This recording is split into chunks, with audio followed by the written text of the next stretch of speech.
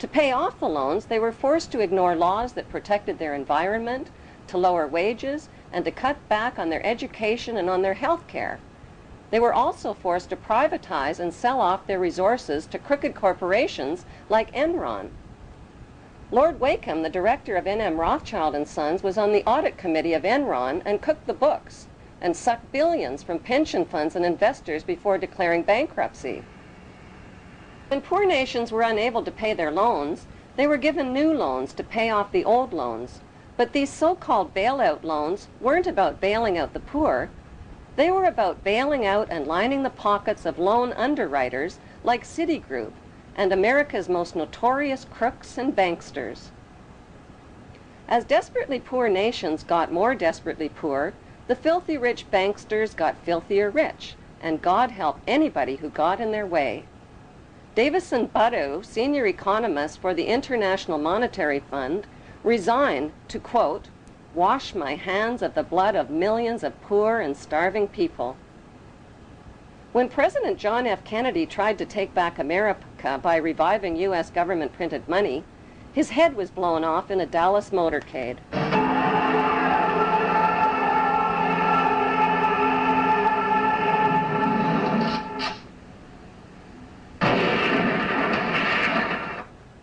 When his son planned to expose the ugly truth about his father's assassination, his small plane plunged into the ocean, killing all on board.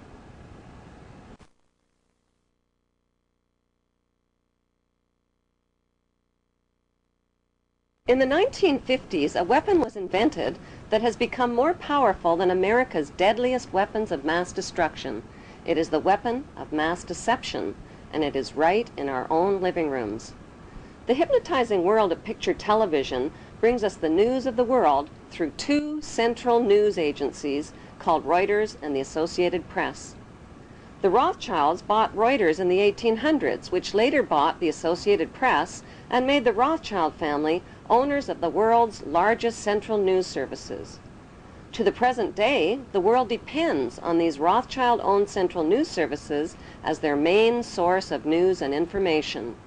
In his book called Who Owns the TV Networks, author Eustace Mullins claims that the major TV networks, radio stations, newspapers, and publishing empires are controlled by the Rothschild, Rockefeller, and J.P. Morgan money cartels through their corporate conglomerates.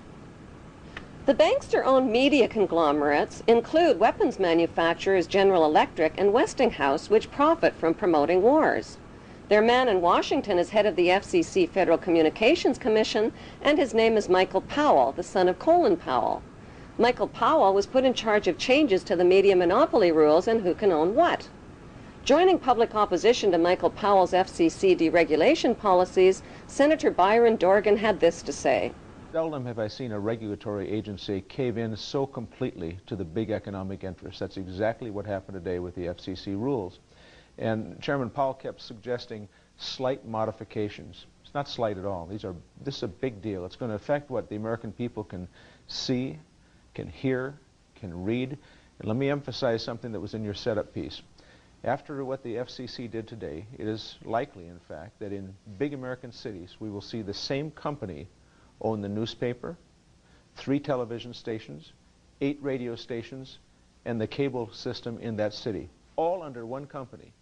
And I don't know what happened to this notion of competition, but I'm telling you, it's not there, and it's not embedded anywhere in the FCC's decision. Well, I'm just going to have to say that there are a lot of lies being told. In his new book, Brock says the key to the success of the right-wing media is opinion, predicated on a raft of distortions, misrepresentations, and outright lies presented to the readers and viewers as fact. I think it used to be Control over the internet, publishing, recording, and top cable companies can be traced back to the same Big Five media empires: General Electric, Time Warner, Viacom, Disney, and News Corp. These media monopolies are owned directly or indirectly by the Rothschild, J.P. Morgan, Rockefeller, and Oppenheimer Brotherhood. Yes, there are now more stations and more media voices, but they're all coming from the same ventriloquist, says Senator Dorgan. Look at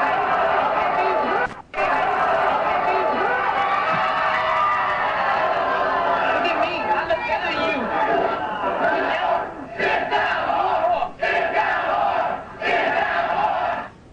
TV show needs corporate sponsors, and corporate sponsors sponsor pro-business, pro-government programming and journalists who support the agenda of the Big Five media owners. While 2/3 of the world goes hungry, these banksters offer gazillion-dollar sponsorships to sports athletes to play with their balls. Why? Because they keep the masses distracted from the important issues, like the passage of the Patriot Act to limit your civil rights and freedoms. The Patriot Act allows the government to come into your home, take things from your home, search your home, and never tell you about it. Increasingly, however, Americans are speaking out. The media and banking monopolists now have the power to make or break political leaders around the globe.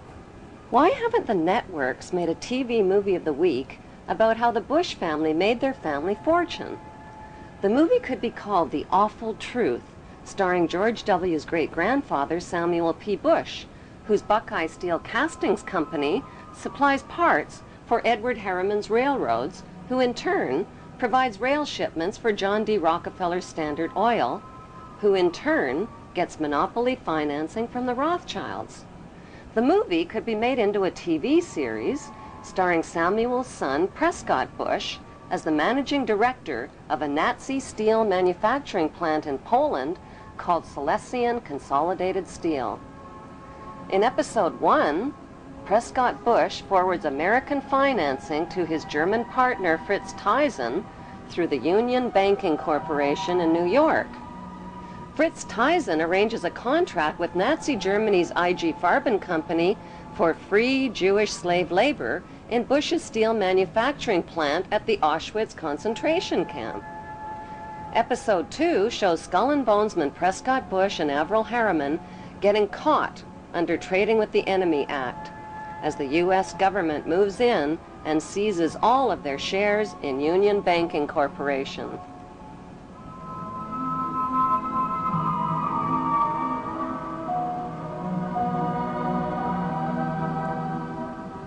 In episode 3, Prescott's son, the first George Bush, is director of the CIA. George puts drug king Manuel Noriega on the CIA payroll, allowing thousands of tons of cocaine to hit the streets of America via the Panama Canal. In episode 4, George's son, the second George Bush, becomes partners with Osama bin Laden's older brother, Salem bin Laden, in a Texas oil company called Arbusto Energy. Episode 5 introduces George W.'s shady younger brother, Neil Bush, ripping off the elderly in the Silverado savings and loan scandal that cost U.S. taxpayers $1.3 billion. In episode 6, the Florida election is fixed by George W.'s older brother, Jeb Bush, who puts brother George into the top job at the White House, which brings us back to Auschwitz and the concluding episode with George W. Bush visiting the slave labor camp where his grandfather helped build the Bush family fortune on free Jewish slave labor.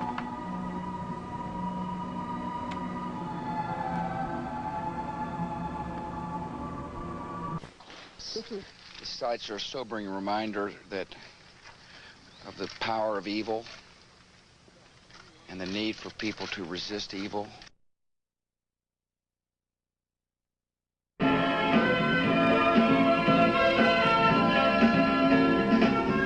Ladies and gentlemen. As a follow-up to the TV series, an award show could celebrate the 20-year friendship of the Bush and bin Laden families and their shared investment in the Carlyle Group. The Carlyle Group is one of America's largest weapons contractors. For the Bush and bin Laden families, war means profits, big profits. Although the media creates the illusion of freedom of the press, the dominant opinion and messages always serve the banksters' agenda. Messages like, support your troops or you're a traitor to America. But who are the troops? Many are teenagers whose childhood entertainment was shooting out the blood and guts of virtual people in places that are virtually real.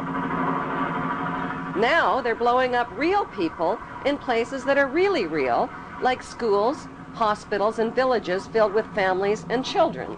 Burns, open wounds, amputations, spinal cord injuries, broken bones, eyes that have been sprayed with shrapnel.